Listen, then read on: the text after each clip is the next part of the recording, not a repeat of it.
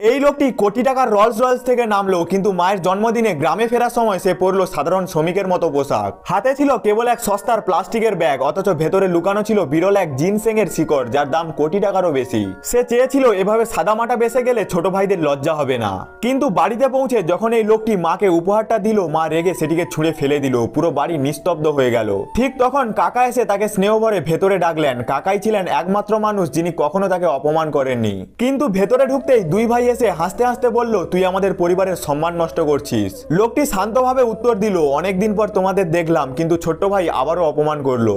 মা তখন দুই ছেলেকে ভেতরে ডেকে নিলেন। সেও ভেতরে যেতে চাইলো, কিন্তু মা আটকে দিলেন। মা বললেন, তুই ব্যাগটা নিয়ে আয়, আমি আমার ছেলেদের সাথে একটু একান্তে কথা বলতে চাই। সে নরম গলায় বলল, মা আমি তো অনেকদিন পর এসেছি, একটু সময় তোমার সাথে কাটাতে চাই। এই কাজ তো ছোট ভাইরাও করতে পারে। এ কথা শুনে মা প্রচন্ড রেগে উঠলেন। গালাগালি দিতে দিতে বলল, তুই তো অকেজো, তোর দ্বারা কোনোদিনই পরিবারের মঙ্গল হবে না। মায়ের এই কথা শুনে লোকটির বুক ভেঙে গেল, তবুও সে চুপ করে থাকলো, কারণ মা জানতোই না যে তার এই ছেলে কোনো সাধারণ মানুষ নয়, সে একজন বিশাল ব্যবসায়িক সাম্রাজ্যের মালিক। তার তিন মেয়ে, বড় মেয়ে আন্তর্জাতিক পাবলিক কোম্পানির সিইও, মেজো মেয়ে র্যালি চ্যাম্পিয়ন, আর ছোট মেয়ে জাতীয় চলচ্চিত্রের তারকা। তিনজনেই ঠিক করেছিল ছুটিতে বাবাকে নিয়ে গ্রামে আসবে, কিন্তু তারা শুনলো তাদের বাবা আগেই দাদির জন্মদিনে চলে গেছেন। তাই তিনজন ছুটে এলো গ্রামে বাবাকে খুঁজতে।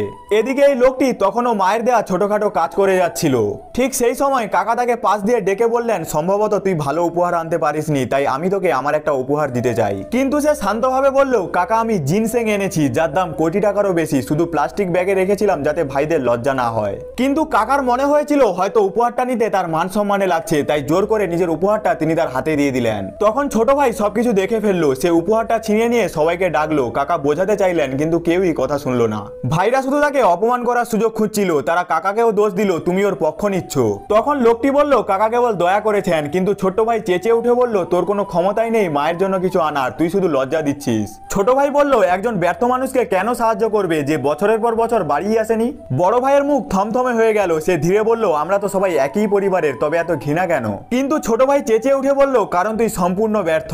কাকা শান্ত করার চেষ্টা করলেন, বললেন, উপহারটা তো আমি পেয়েছি, আমি যাকে চাই তাকে দেব। কিন্তু ছোট ভাই আরো ক্ষিপ্ত হয়ে বলল, আমি এটা কোনো ভিখারিকে দিতে দেব, কিন্তু তাকে নয়। এই কথাগুলো শুনে তার বুক ভেঙে চুরমার হয়ে গেল। সে কখনো ভাবেনি নিজের আপন ভাইরা তাকে এতটা নিচে নামাবে। ঠিক তখনই সে মনে মনে প্রতিজ্ঞা করলো যে সে কখনো আর নীরব থাকবে না।